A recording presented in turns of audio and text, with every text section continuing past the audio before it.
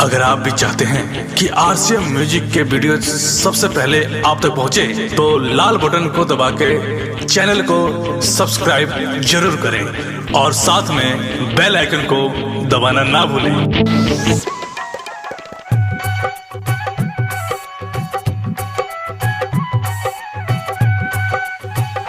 हमारा कना बच्चा जहिना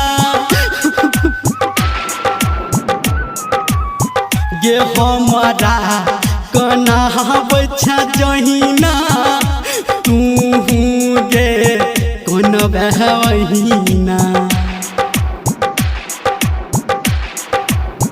गे हमारा कना बच्चा जहिना तू कौन बहना आ जब हम चली जेबौ तोरा छोड़ के गे जान। आ जब हम चली जेबौ तोरा छोड़ के गे जान। DJ good Madhubani, DJ good Madhubani, DJ good Madhubani,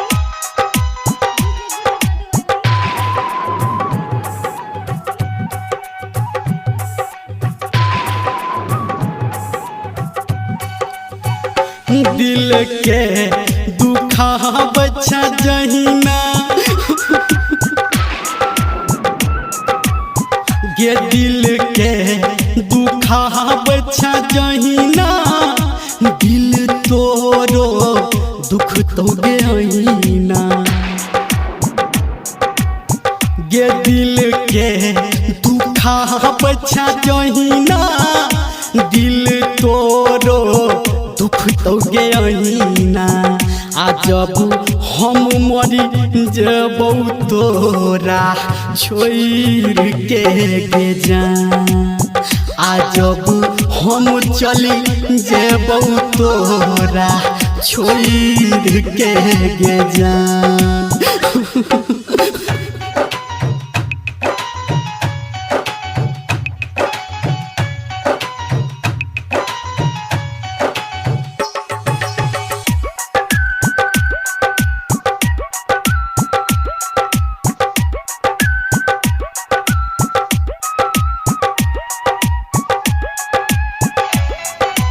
अखन अपने सब सुन रहल छी धर्मेंद्र